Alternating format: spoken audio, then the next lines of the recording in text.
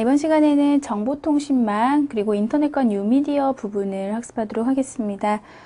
먼저 보실 정보통신망 부분은 어려운 용어라든지 그리고 그 공부를 하셔야 되는 분량도 굉장히 많고 외워야 되는 분량도 굉장히 많습니다. 그만큼 문제의 출제 빈도가 높은 부분들도 많기 때문에 주의해서 보시기 바랍니다. 자, 가장 먼저 정보통신망 중에서 정보교환망 부분을 보도록 하겠습니다.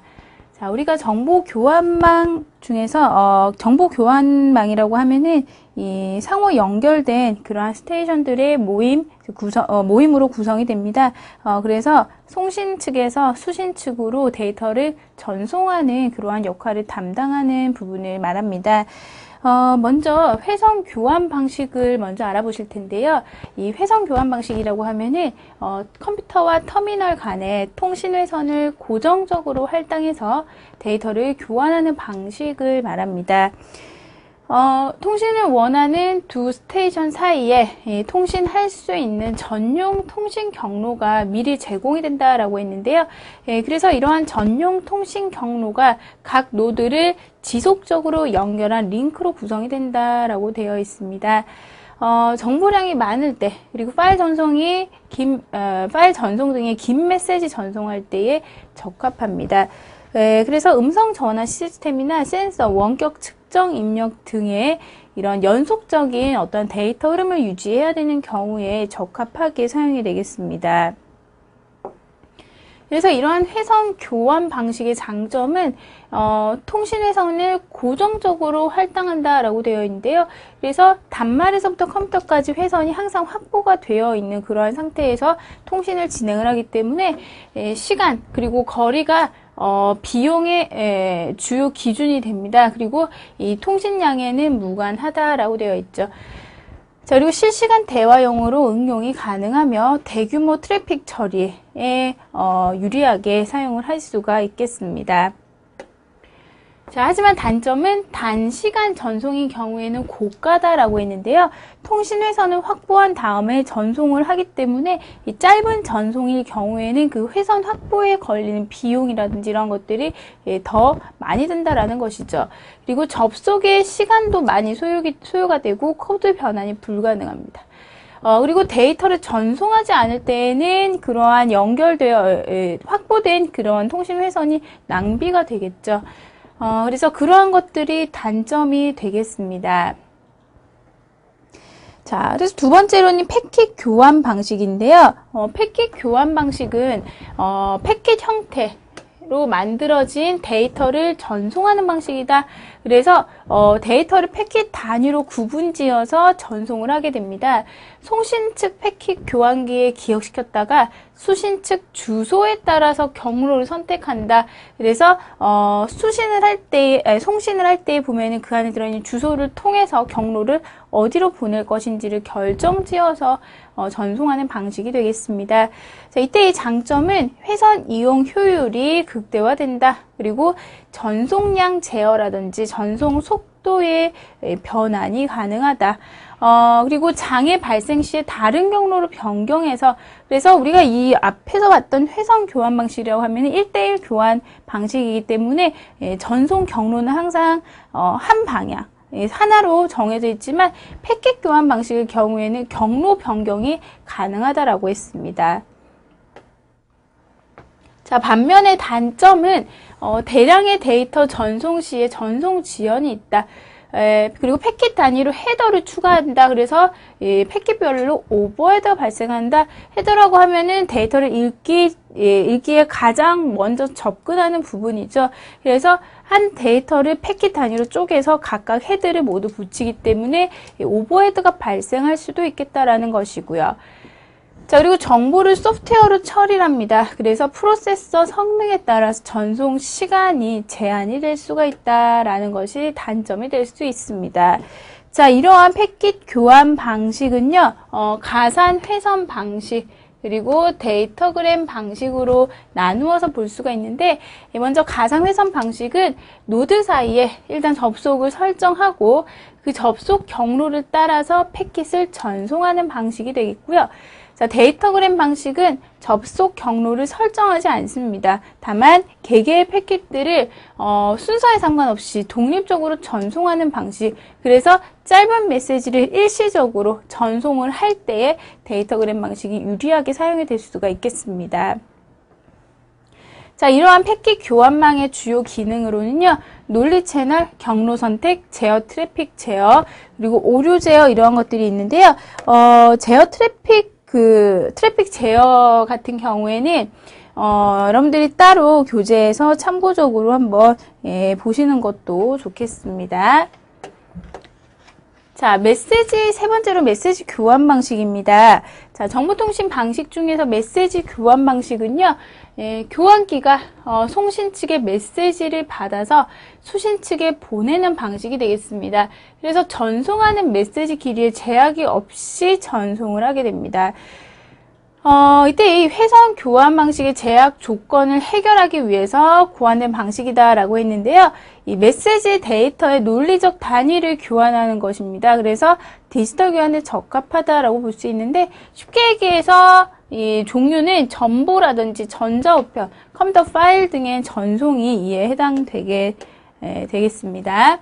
자, 이러한 메시지 교환 방식의 장점은 메시지를 축적시켰다가 일괄 전송하고, 그리고 하나의 채널을 여러 메시지와 공유합니다. 그래서 통신 회선에 보다 효율적인 이용이 가능하다라고 했지만, 반면에 단점으로는 메시지 길이가 일정하지 않고 회선을 하나를 사용하기 때문에 응답 시간이 느리고, 그리고 대화형으로 응용이 불가능하다. 그래서 시간에 관련한 문제나 그러한 응답형이나 이런 부분들에는 좀 문제가 있겠죠.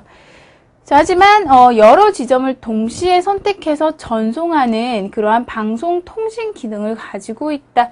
그리고 우선순위 전송, 그리고 코드 변환, 방송이나 다목적지 전송이 가능하다라는 것이 메시지 교환 방식의 장점이 되겠습니다. 자, 그래서 우리 세 가지 교환 방식의 종류를 보셨고요. 자, 이번에는 랜에 대해서 보도록 하겠습니다. 자, 두 번째로 여러분들이 보실 랜이라고 하는 것은요, 먼저 우리가 일반적으로 많이 알고 있는 부분들이죠. 랜, 즉 근거리 통신망인데요. 제한된 일정 지역 내에 설치된 통신망입니다. 그래서 10km 이내 거리에서 100mbps 이내의 속도, 고속 데이터 전송이 수행되는 시스템이다라고 했죠. 그래서 짧은 거리 안에서 고속으로 데이터를 전송하는 그러한 시스템 우리가 랜이다라고 개요를 볼 수가 있는데요. 구내 또는 동일 건물 내에서 정보통신을 할 수 있는 그러한 통신망이 되겠습니다. 자, 그래서 단일 건물 내에 설치되고 패킷 지연이 최소화된다. 그리고 경로 설정이 불필요하겠죠.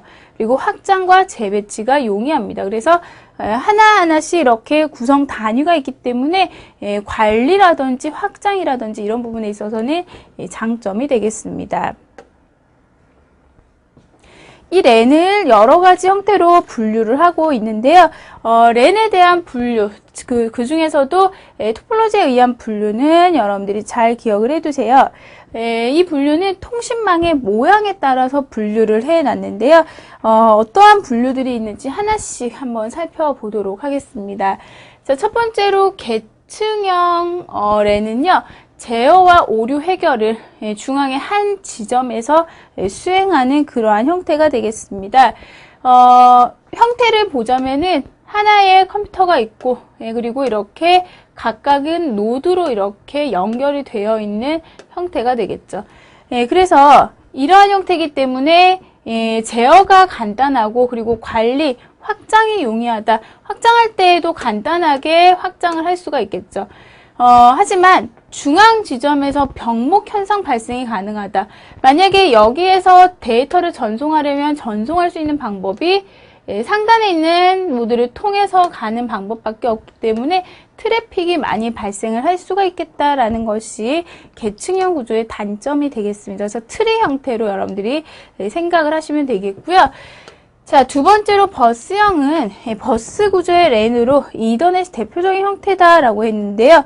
이러한 버스형은 그림이 이렇게 되겠죠. 하나의 중앙 통신 회선이 있고 그 회선에 여러 대의 단말이 연결되어진 형태다라고 보시면 됩니다. 그래서 이 회선을 따라서 데이터가 이렇게 전송이 되는 형태가 되겠죠. 그래서 관리가 용이하다. 만약에 하나의 단말이 끊어지더라도 나머지에는 영향을 받지 않습니다. 그래서 관리가 용이하고 새로운 노드 삽입이 용이하다. 어디든지 원하는 노드를 삽입을 할 수가 있겠죠. 하지만 통신 채널이 하나다. 그래서 여기 가운데 있는 중앙 선로를 통하기 때문에 고장 시에 네트워크 전체가 동작을 하지 않다라고 했죠.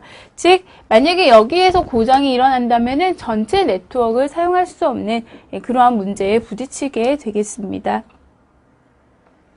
자, 세 번째로는 성형, 별 모양인데요. 계층형과 비슷하지만 분산 처리 능력에 제한이 있는 그러한 형태가 되겠습니다. 그래서 우리가 계층형은 하나를 기준으로 해서 단계별로 구성이 되어 있다면 성형 같은 경우에는 하나의 노드에 여러 개의 노드를 이렇게 단순하게 연결을 시켜 놓은 그런 형태라고 보시면 되겠습니다. 그렇기 때문에 노드 추가 및 증설 그리고 고장 발견이 용이하다.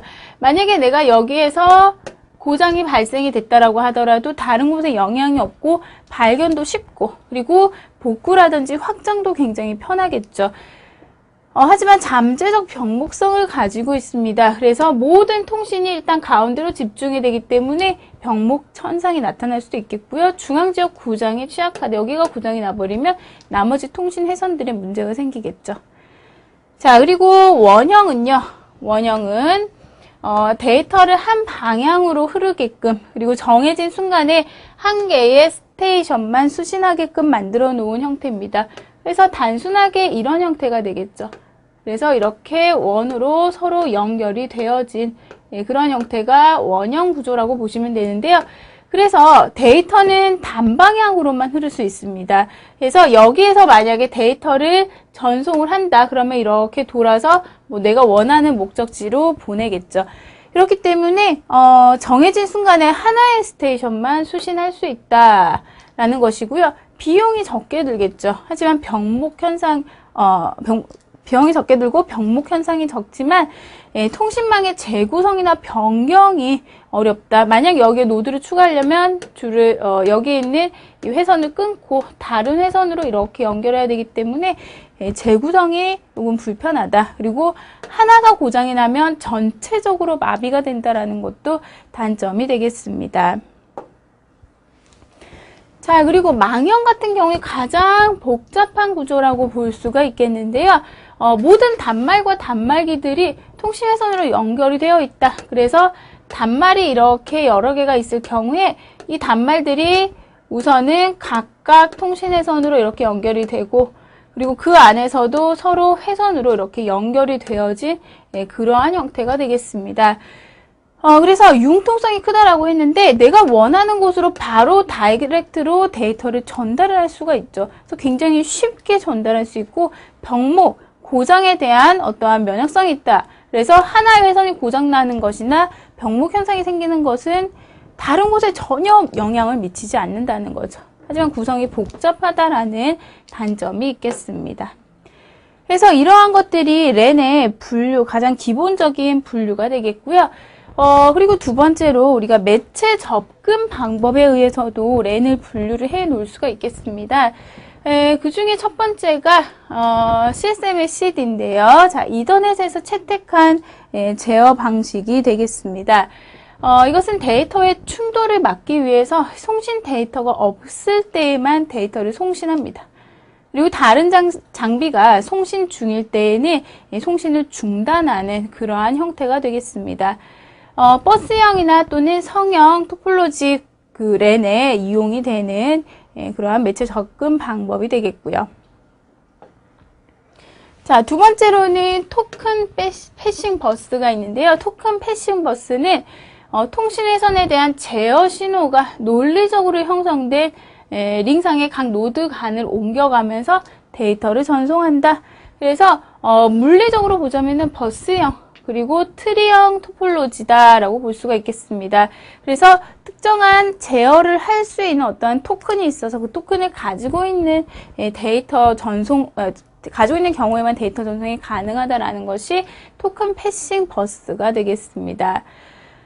자, 그리고 가변 길이의 데이터 프레임 전송이 가능하고 하드웨어 장비가 복잡하고 시간이 길다라는 것이 단점이 되겠네요. 자, 그리고 이 토큰 패싱 링을 트위스티드 페어 동축 케이블 그리고 광섬유가 전송 맥체로 이용이 되겠습니다. 그리고 이 CSMAC 같은 경우에는 무선 랜에서 일반적으로 사용이 되는 MAC, 즉 매체 접근 제어 알고리즘에 해당하는데요. 네트워크의 케이블에 데이터의 전송이 없는 경우라도 충돌을 대비하기 위해서 확인을 위한 신호를 전송을 합니다. 그래서 충돌을 최대한 피하는 그러한 방식이라고 보시면 되는데요. 확인 신호가 충돌 없이 전송이 된 것을 확인을 하면은 그때의 데이터를 전송하는 방식입니다. 그래서 CSM의 CD 앞에서 보신 CSM의 CD 같은 경우에는 이 특징이 데이터의 충돌을 막기 위해서 송신 데이터가 없는지를 확인하고 보낸다라고 했죠. 하지만 이 경우에는 데이터가 없더라도, 데이터의 전송이 없더라도 확인 메시지를 한 번 더 던져준다라는 것에서 차이가 있겠습니다. 자, 랜을 전송 방식에 의해서 분류를 해보시면은 베이스 밴드와 그리고 브로드밴드로 나눌 수 있겠습니다. 그 중에서 먼저 베이스밴드는 디지털 신호 정보를 직접 전송하는 방식입니다. 그래서 쉽게 통신이 가능하다라는 것이 장점이 되겠고요. 브로드밴드의 경우에는 통신 경로를 여러 개의 주파수 대역으로 나누는 방식이 되겠습니다. 그래서 데이터 이외의 영상 그리고 음성 등에 대한 전송도 가능하다. 그래서 주파수를 여러 대역으로 나누어서 함께 사용을 하기 때문에 주파수 분할 다중화 방식을 사용을 하는 것이 바로 브로드밴드가 되겠습니다. 그래서 여기까지 해서 우리가 랜의 분류에 대해서 한번 쭉 학습을 해보셨는데, 이 랜의 분류 중에서는 여러분들이 꼭 기억하셔야 되는 것이 이 토폴로지에 의한 분류 5가지 종류를 잘 기억을 해 주시면 되겠습니다. 자, 다음은 ISDN과 BISDN에 대해서 보도록 하겠습니다. 자, 먼저 우리가 ISDN이라고 하면은 음성을 비롯해서 화상, 그리고 데이터 서비스를 통합해서 제공하는 종합정보통신망이다. 그래서 ISDN 하면은 종합정보통신망이다라고 정의를 내리시면 되겠습니다. 그래서 원신호의 신호 대역폭에 따라서 협대역 ISDN 그리고 광대역 ISDN으로 구분을 할 수가 있겠고요. 자, 기존의 해상 교환망이나 또는 패킷 교환망도 이용이 가능하겠습니다. 자, 이런 ISDN 서비스는요, 먼저 텔레커뮤니케이션 서비스가 있는데요. 이것은 ISDN이 제공하는 서비스를 총칭한다라고 했습니다. 그래서 베어러 서비스, 그리고 텔레 서비스, 부가 서비스가 모두 다 포함된 말이라고 보시면 되겠습니다. 그 중에 첫 번째로 베어러 서비스는 기본적인 전송 위주의 통신 서비스다. 그래서 OSI 참조 모델 7계층 중에서 보시면은 하위 계층, 1에서 3계층까지의 그러한 기능만을 제공을 하고 있습니다. 그리고 투과성 정보 전송 그리고 교환 기능을 제공한다라고 되어 있고요. 자, 두 번째로 텔레 서비스는 베어러 서비스, 즉 전송 위주의 통신 서비스를 기본으로 해서 응용 위주의 서비스를 하는 부분을 우리가 텔레 서비스다라고 볼 수가 있겠는데요. 이때 이 텔레 서비스는 통신망 그리고 터미널 등에서 이용되는 고도의 기능을 부과해서 제공하고 있는 그러한 서비스 형태라고 보시면 되겠습니다. 자, 세 번째로 부가 서비스는 베어러 서비스 그리고 텔레 서비스 이외에 기타 사용자 편의를 위한 서비스가 되겠습니다. 그래서 발신 신호 표시나 착신 표시, 다중 접속 설정 등이 부가 서비스에 해당하겠습니다. 자, 이런 ISDN을 구성하는 장비들은요, 참고적으로 여러분 보시면 됩니다. NT, 그리고 TA, TE, LE 등이 있는데, 각각의 하는 역할들을 오른쪽 표에서 읽어보시고요. 자, 여기서는 넘어가도록 하겠습니다. 그리고 ISDN의 인터페이스 마찬가지로 4가지 종류 나와 있는데 역시 여러분 그 교재 보시고 참고적으로 보시면 되겠습니다.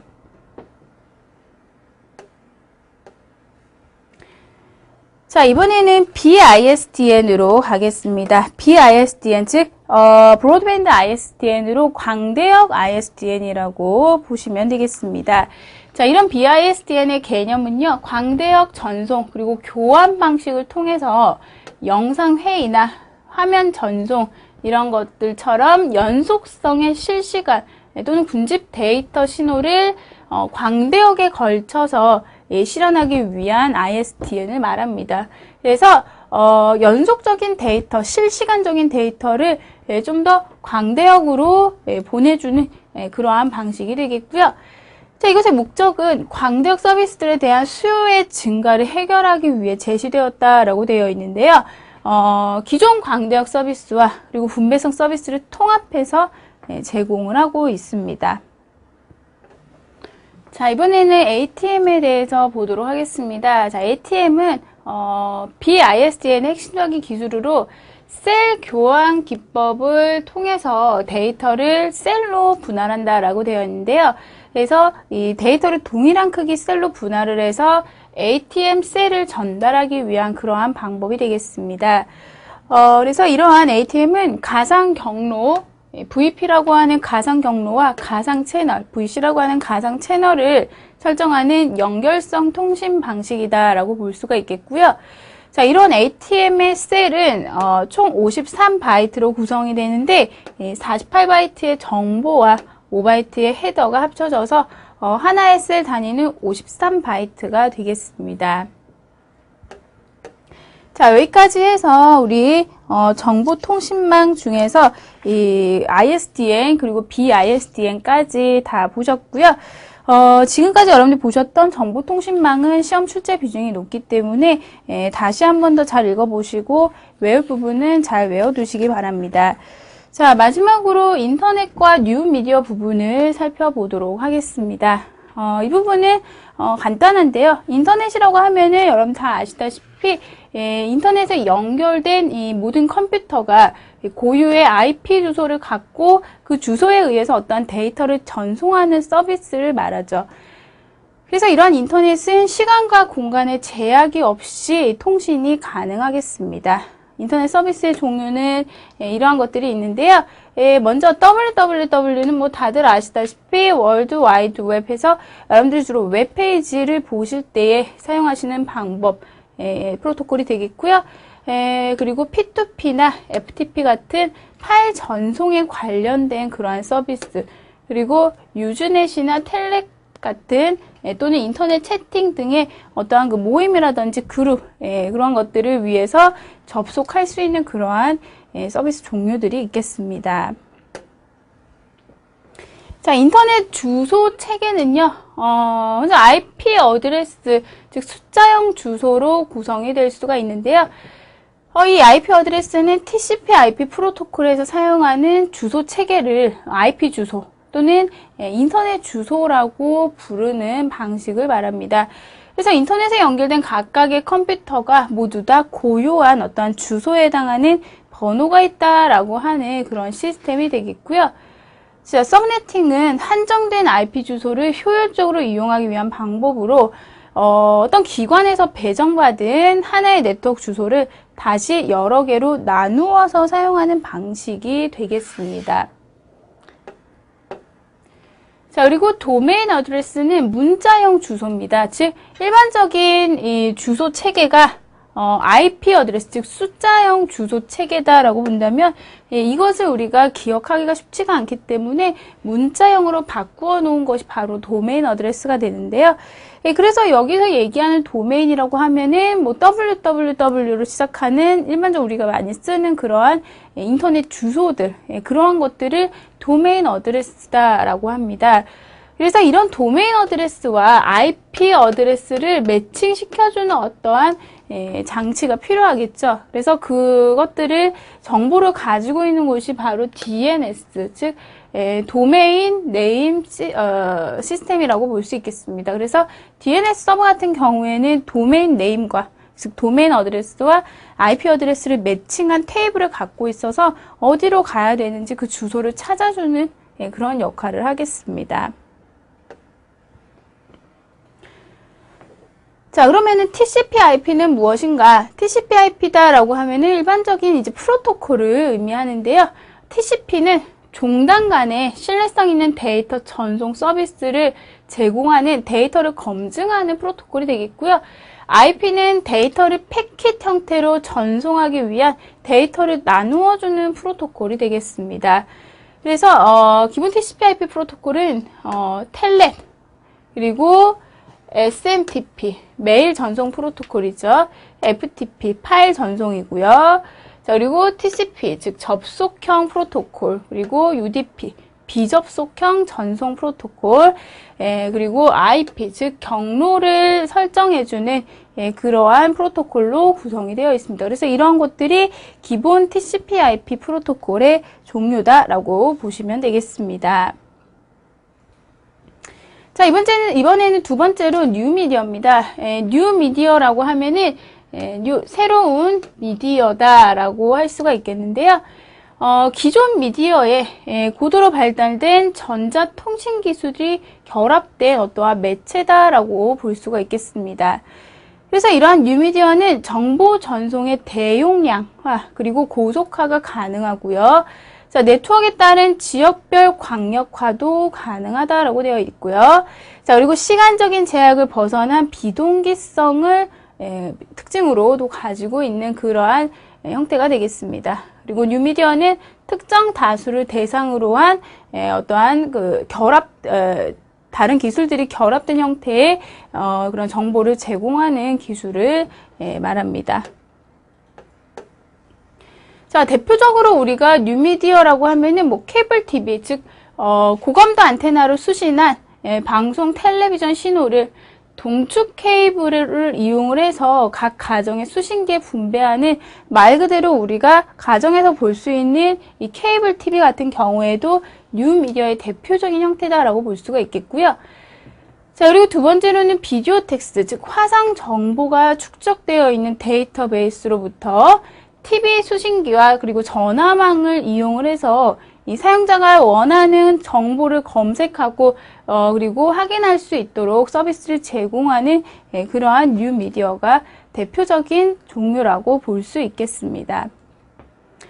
자, 그러면은 멀티미디어라고 하는 것은 무엇인가요? 자, 멀티미디어라고 하는 것은 즉 여러 가지와 미디어가 합쳐진 말로 여러 가지 다양한 매체를 우리가 사용할 수 있는 것을 멀티미디어다라고 할 수가 있겠습니다. 그래서 이런 멀티미디어의 특징은 디지털화, 그리고 쌍방향성, 그리고 비선형성, 그리고 정보의 통합성으로 볼 수가 있겠고요.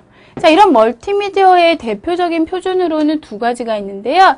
자, JPEG와 MPEG, 즉 JPEG 같은 경우에는 사진에 관련한 그 압축 기술의 표준으로 정지화상 부분에 대한 압축 형식이라고 볼 수가 있겠고요. 자, 그리고 MPEG는 동영상에 관련한 압축 기술의 표준이다라고 볼 수가 있겠습니다. 그래서 멀티미디어에 대한 개요는 이렇게 간단하게 보시면 되겠습니다. 자, 여기까지 해서 우리 인터넷과 뉴미디어에 대해서 다 학습을 하셨습니다. 그래서 앞에서 여러분들이 보셨던 정보통신 부분이 시험에 대한 출제 비중이 높고요.